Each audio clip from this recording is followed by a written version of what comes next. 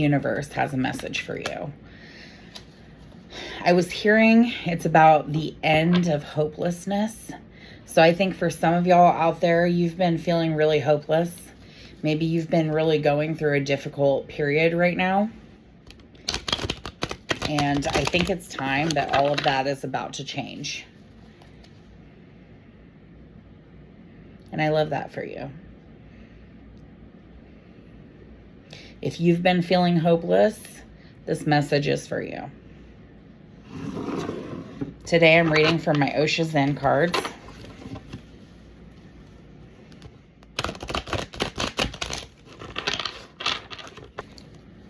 Let's put all that energy, that crisis we've been in, that pain that we've been feeling, that hopeless energy. What do we need to hear? What does the universe want us to know about the end of hopelessness? Let's cut the deck. Yeah, I see that. I see that too.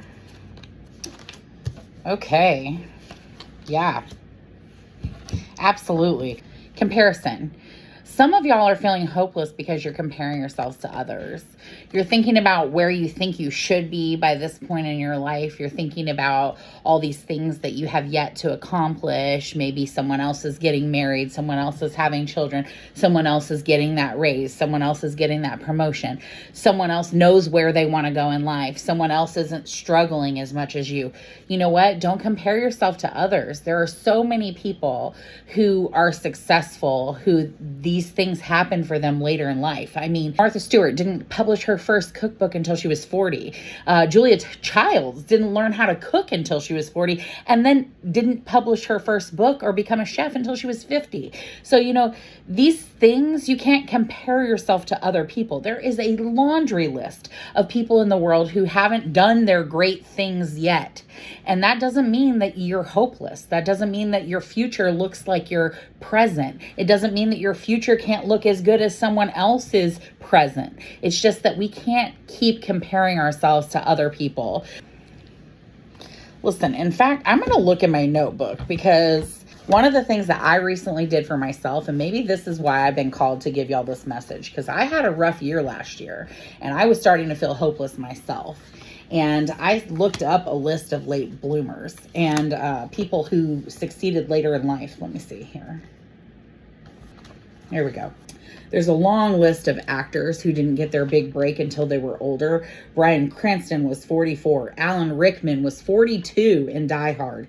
Viola Davis was 43. Samuel L. Jackson didn't star in Pulp Fiction until he was 46.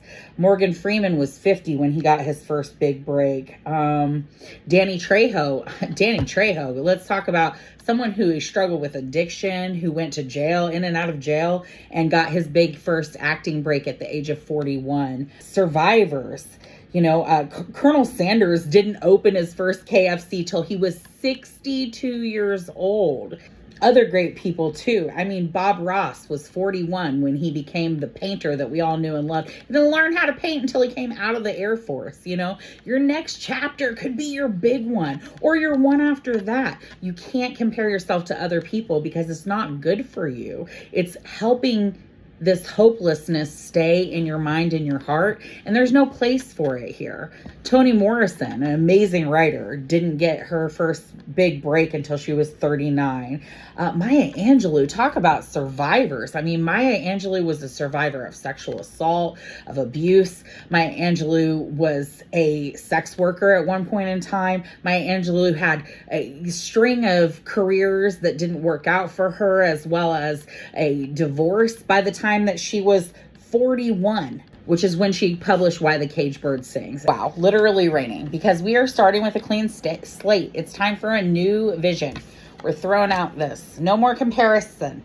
No more thinking about what other people are doing that we're not. Let's think about us, who we are, where we're going, what we love. It's time to make some new plans and put them into action. It's time to really fill that gratitude jar with the ideas and the things that make us happy, the things that we still have in life that are good.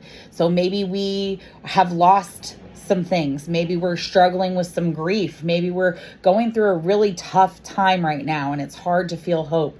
But you got to look to the future. You've got to know that no matter the difficult times that you're coming through, you can come out the other side, and you're going to.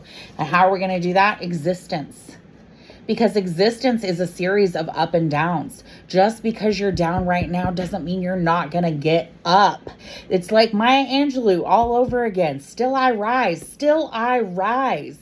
It's time to get up, to just vibe out, be in the moment, really experience the things that are happening. You've been in a really stuck, hard place for a while. I can feel it. I can feel that energy, that hopelessness. I've been there too. And I think that that's why I've been sent to deliver this message to you, because there's no reason to feel that hopelessness. Things are changing. The wheel is still turning. Your story is not written yet. It's time to exist on a higher plane. It's time to have that new vision. You got this. I believe in you.